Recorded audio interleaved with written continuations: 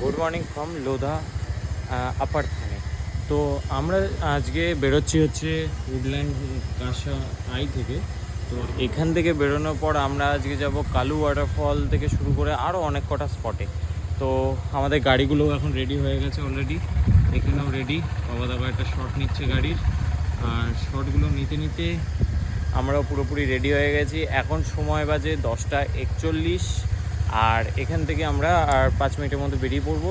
গাড়ি set up পুরো complete. আর সব থেকে বড় কথা যে আজকে আমাদের বেরোতেও সেই একই ব্যাপার, লেট। 11:21 বেজে গেছে, 20 বেজে গেছে। আমরা উঠেছি মোটামুটি 7টার সময়, কিন্তু প্যাকেজ করতে করতে করতে একটু টাইমটা বেশি লেগে গেছে। তো আর কোনো উপায় তো নেই, এখন আজকে তো বেরোতেই হবে, বেশি দেরি হয়ে যাচ্ছে না হলে। আর ওয়েদারটা দেখছো, বৃষ্টি হবে 100% শিওর, তাই একবারে রেডি হয়েই বেরিয়েছি যাতে আমাদের আর দাঁড়াতে না। তো এই রাস্তাটা চলে গেল হচ্ছে ডম্বি ভ্যালির দিকে, যেটা হচ্ছে সব থেকে নিয়ারেস্ট রেলওয়ে স্টেশন ছিল আমাদের লোধা অ্যাপার্টমেন্টস থেকে। আর আমরা আরেকটা রাস্তা ওইদিকে যাচ্ছিল, যে রাস্তাটা হচ্ছে কল্যাণে যায়। তো আমরা ওই রাস্তাটা না গিয়ে আমরা এই রাস্তাটা ধরলাম, কারণ হচ্ছে ওই রাস্তাটাতে গুগল বলছে মারাত্মক জ্যাম লেগেছে, একেবারে সাংঘাতিক লেভেলের। তো আমরা একটু ভিতরের রাস্তাটাই ধরার চেষ্টা করলাম। তো দেখি এখন এই দিক দিয়ে কত তাড়াতাড়ি বেরোতে পারি। বাইক তুলেছে, এই দেখো।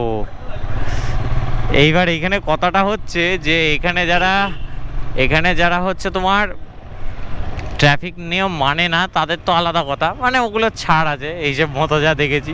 কিন্তু তুমি যদি নো পার্কিংয়ে পার্কিং করেছো, তাহলে তোমার কপালে কষ্ট আছে, সেটার জন্য আর কেউ কিছু করতে পারবে না। এই দেখলে যেমন তুলে নিয়ে চলে গেল। কল্যাণ শহরের মধ্যে থেকে বেরিয়ে এখন আমরা চলে এসেছি NH61-এ। 17 কিলোমিটার মতো জ্যামে কাটিয়ে তারপরে এখন আমরা আবার একটু পাহাড়ের দর্শন পেয়ে গেছি। আজকে আমাদের রাইডটা পুরোপুরি পাহাড়ের মধ্যে দিয়ে, ওয়াটারফল, তারপর আরও অনেক কিছু দেখাবো। যদি বৃষ্টিটা না হয় তাহলে ড্রোন শট নেব। তা আমরা যখন আজকে বেরিয়েছি তখন আমাদের আজকে ফার্স্ট ডেস্টিনেশন পয়েন্ট হচ্ছে মালজেশ ঘাট, ঠিক আছে। তো ওই জায়গাটা আমাদের অ্যাপার্টমেন্ট থেকে কিলোমিটার আই থিঙ্ক 97 বা 98 কিছু এরকম ছিল। আর তার পাশেই রয়েছে হচ্ছে কালু ওয়াটারফলের ডিস্টেন্স 102 কিলোমিটার। তবে ওই একই জায়গায়, মানে ওই একটু এদিক ওদিক, কিন্তু দুটো মানে ওই রাস্তাটা, মানে আরেকটা অল্টারনেটিভ রাস্তাও ছিল, যেটা হচ্ছে ভান্ডারদারা যাওয়ার। তো নাসিক হয়ে যাওয়া যেত, সেটাতে আমাদের 135 কিলোমিটার রাস্তা করতে হতো। কিন্তু ওই রাস্তাটার গতিবিধি আরও খারাপ, ওটাতে লরি ফরি জ্যাম আরও অনেক বেশি। আর সবথেকে বড় কথা, ওই রাস্তাটাতে আমরা ওই দিনকে রাত্রিবেলায় আসার পরে মানে আমার ওই রাস্তার উপর থেকে ভক্তি উঠে গেছে, মানে আর যাওয়ারও ইচ্ছা নেই। তাও এটাও ওই রাস্তা থেকে, এটা যতটাই খারাপ হোক ওর থেকে অনেকটাই ভালো রাস্তা এটা। আর হচ্ছে তোমার আজকে যেমন হচ্ছে মালজেশ ঘাট আর কালু ওয়াটারফল যেহেতু আমরা ভিজিট করব, তো আমি আর বাবাদা ওইভাবেই প্ল্যানটা করেছি, যাতে আমরা এই সাইড দিয়ে ঢুকে আমরা যাতে ওইখানে ভান্ডারদারাতে ঢুকতে পারি। একটুখানি রাস্তা ভালো পেয়ে জুতোর অবস্থাটা সেই, জুতো একেবারে ক্যাডবেরি ডেয়ারি মিল্ক, বেচলেই কোটি টাকা।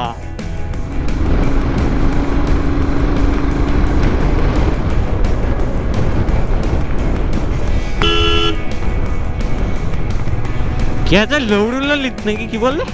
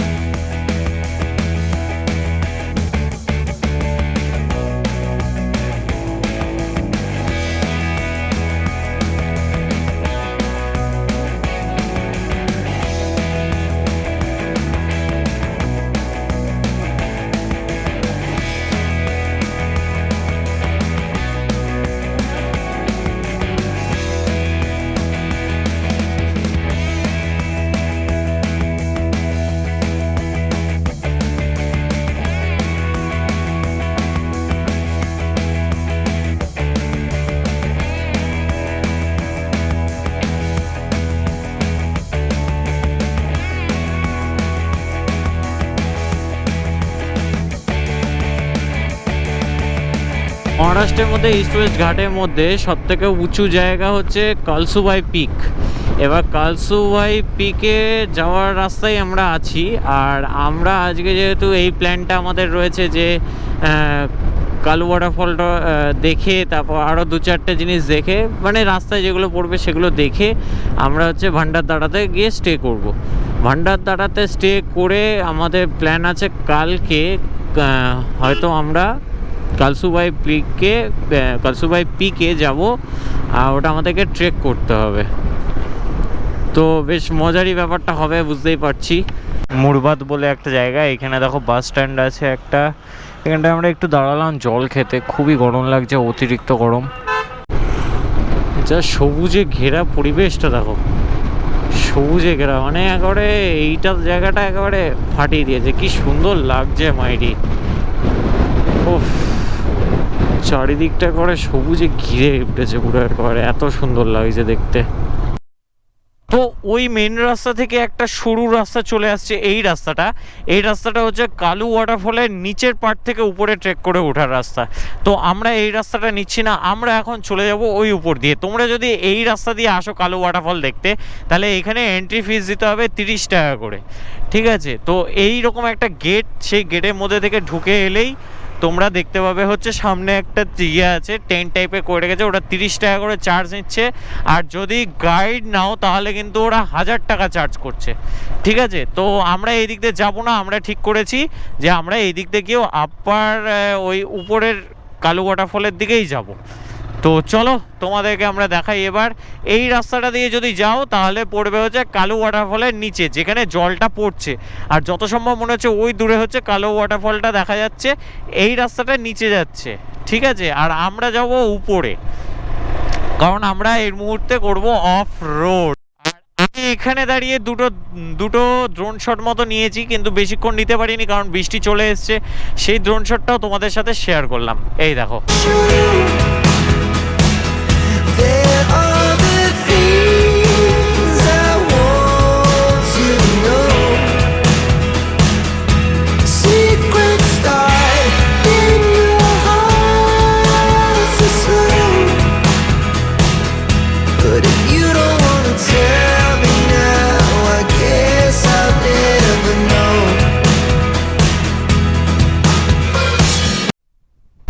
পাহাড়ি রাস্তা, ঝর্ণা শুরু হয়ে গেছে অলরেডি, পুরো মেঘ। ও আসলে সত্যি কথা বলতে নর্থ সিকিম বলো আর বলো আমাদের উত্তরবঙ্গ, দার্জিলিং, তো ওইগুলো অন্যরকম, এইগুলো পুরোপুরি অন্যরকম, দুটোর সাথে মার্জ হয় না কখনোই।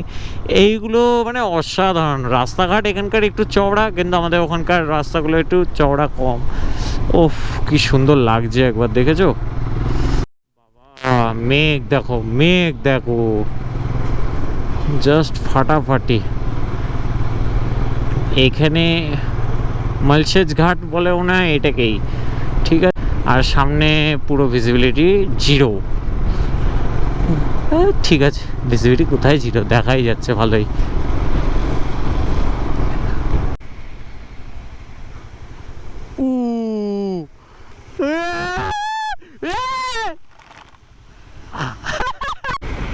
কিচ্ছু দেখা যাচ্ছে না, পড়লো কোথা থেকে?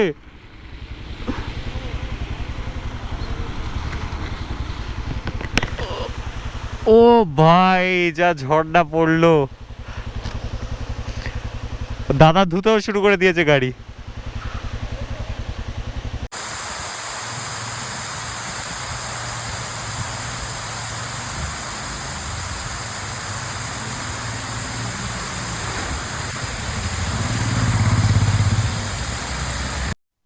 তো আমরা একটা ছোটখাটো টানেল পেয়ে গেছি, বেশ সুন্দর লাগছে। আহ, কি সুন্দর লাগছে।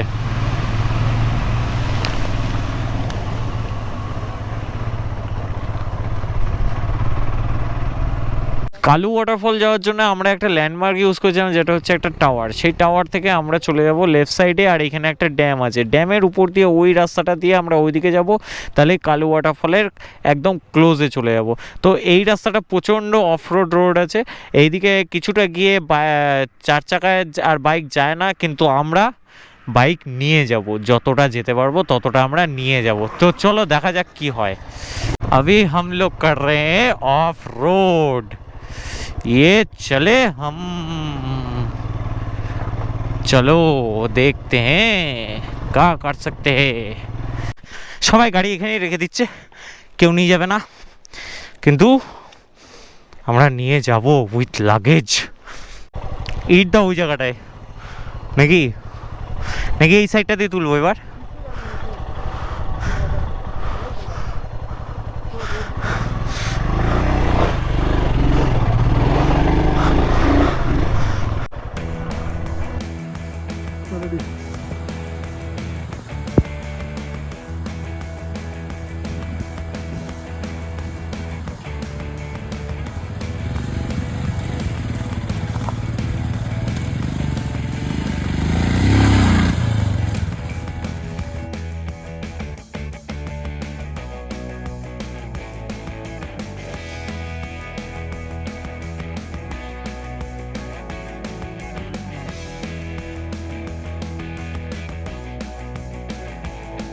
and tough off-roading হচ্ছে, rough and tough with luggage.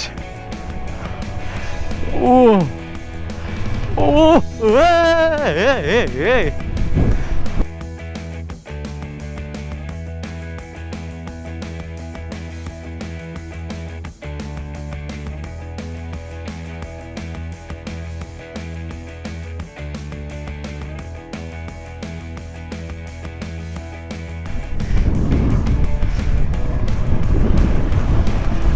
পিছনে এসো না,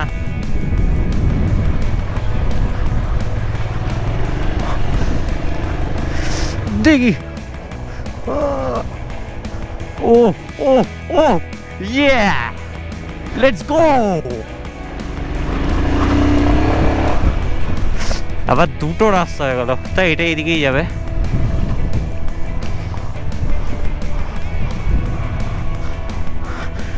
এদিকে গাড়ি নিয়ে কেউ আসার সাহসও করবে না,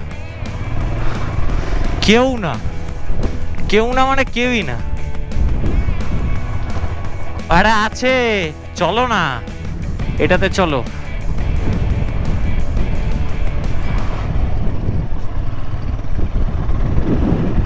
এখানে কোনো ম্যাপ নেই, এখানে ওয়ার্ল্ড ম্যাপ টাইপের দেখে করছি আমি, কোনো ম্যাপ নেই।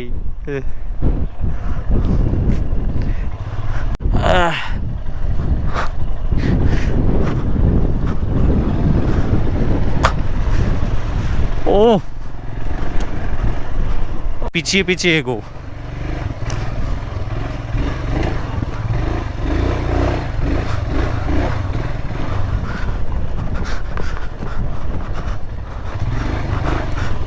আবে না মানে নামাবই, তুলবো অবশ্যই, চাপ নিচ্ছ কেন? চলে আসবে, চাকাটাকে স্ট্রেট রাখতে হবে। কার বাইক? নামাবই, সাইড দিয়ে তুলবো, ওই দিক দিয়ে তুলবো, ওই দেখো ওই দিক দিয়ে।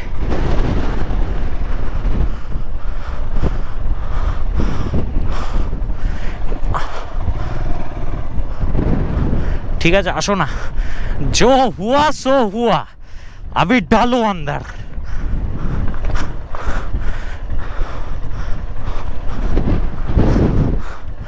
গাড়ি ওভারলোড না, আরে সব যাবে যাবে, আবার কি যেতে বাধ্য।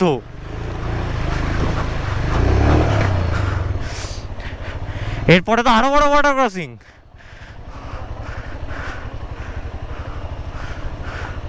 কতটা ডেপথ আছে জানা নেই, তাই জন্য একটুখানি সাইড দিয়েই নিও। হ্যাঁ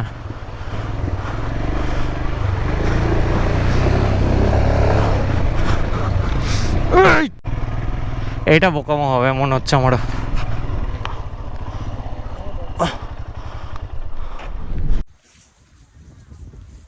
তো অফরোড যতটা করার আমরা এইটুকুই করতে পারলাম, এর বেশি আমরা করতে পারবো না একটাই কারণে, কারণ এই রাস্তাটা দিয়ে ভাই বাইক নিয়ে লাগেজ নিয়ে যাওয়াটা সম্ভব না। যদি লাগেজ না থাকতো তাও একটা চান্স করতাম, যে চেষ্টা করতাম, আমি হয়তো কুদিয়েও দিতাম যে চল যা হবে হবে, পড়ে গেলাম সেটা পরের কথা, কিন্তু এরপরে আর যাবো না, লাগেজ নিয়ে হবে না, খুব ভারী হয়ে গেছে গাড়ি। এরকম একটা ট্রেক করতে করতে আমরা এগোচ্ছি, রাস্তাটা দেখতেই পাচ্ছ কেমন টাইপের। তো অসাধারণভাবে এগোনো হচ্ছে, আর যতটা ভালোভাবে যাওয়া যায় আর কি। তবে যা বুঝছি এখানে একটু পোকামাকড়ের সংখ্যা বেশি, আর জোক আর আরেকটা জিনিসেরও সংখ্যা বেশিই আছে, বুঝতে পারছি ব্যাপারটা। একবার ভিউটা দেখো চারপাশটা, প্রচণ্ড রাফ অ্যান্ড টাফ। তোমাদের একবার দেখাই, আমাদের সাহস হচ্ছে না, কিন্তু জাস্ট জায়গাটা দেখো।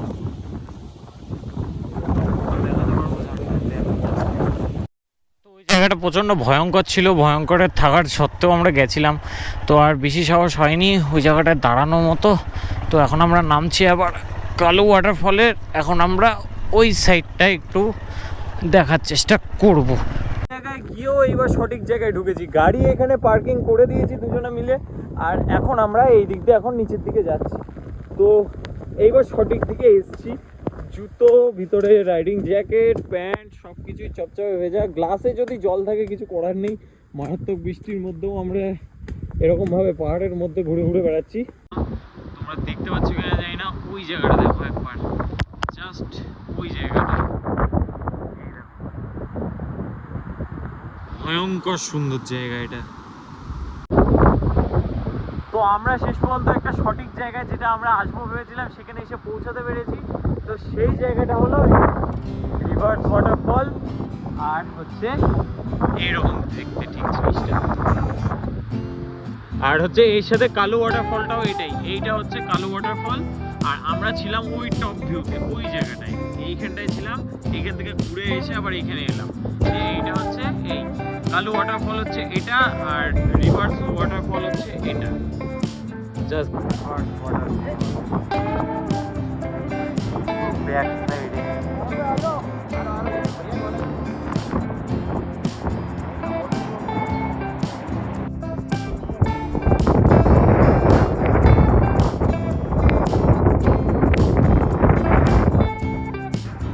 চলো এবার তোমাদেরকে দেখাই আসল ভিউটা।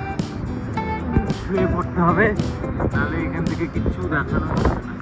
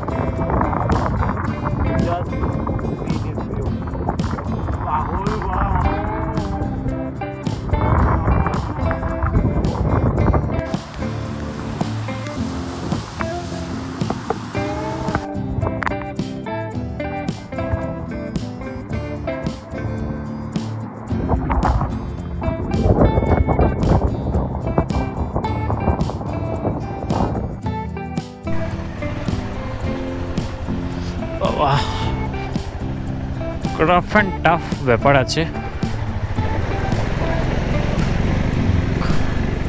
গাড়ি কতটা জল,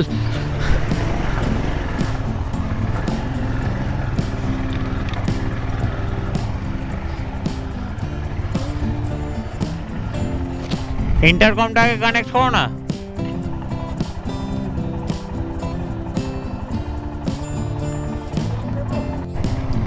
কি করছি নিজেরাও জানি না সত্যি।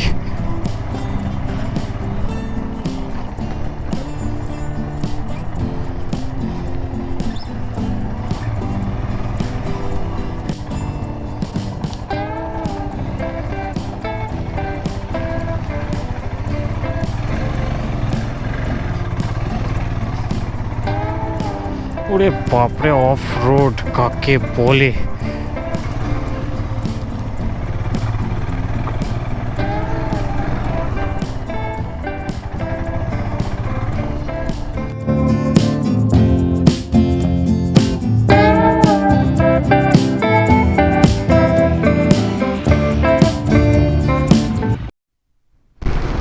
অনেক কষ্টে অফরোড করে আমি 4বার পড়ে তারপরে এখন আমরা আবার মেন রাস্তায় উঠেছি। এখন আমরা লেফট নেবো, লেফট নিয়ে সোজা বেরিয়ে যাব হচ্ছে ভান্ডারদাঁড়ার দিকে। ভান্ডারদাঁড়াতে গিয়ে দাঁড়িয়ে একটু ভান্ডারদাঁড়া ঢোকার আগে কোথাও একটা দাঁড়িয়ে কিছু খাওয়া দাওয়া করতে হবে, প্রচণ্ড খিদে পেয়ে গেছে এত অফরোডের জন্য। ঠিক আছে চলো আবার একটু পরে কথা বলছি। তো অতিরিক্ত অফরোড করার পরে আমরা একটুখানি খেতে দাঁড়িয়ে গেছি। এটা হচ্ছে সেই হোটেল, এখান থেকে আমরা চিকেন থালি খেয়ে আবার কন্টিনিউ রাইড করবো ভান্ডারদাঁড়ার জন্য। তো চারিদিকে ভিউটা একবার তোমরা দেখো। করে বেরোলাম, আমার আজকে 4বার পড়েছি আমি আজকে, তো প্রচণ্ড খিদে পেয়েছিল পড়ে।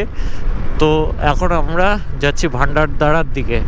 তো টাইম হয়েছে হচ্ছে 7:36, আর এখন যত তাড়াতাড়ি যাওয়া যায় আমরা চলে যাব, আর কোথাও স্টপেজ দেবো না, কারণ পার্সোনালি আমার মনে হচ্ছে এরিয়াটা খুব একটা সুবিধার নয়। তো নন স্টপ যাওয়ার চেষ্টা করব, চেষ্টা মানে যেতেই। তো এখানে দাঁড়িয়েছিলাম তেল ভরতে, আর আমার গাড়িতে গেল হচ্ছে 894 টাকা তেল, আর লিটার হচ্ছে 8.53। এখানে হচ্ছে পার লিটার হচ্ছে 104 টাকা 85 পয়সা।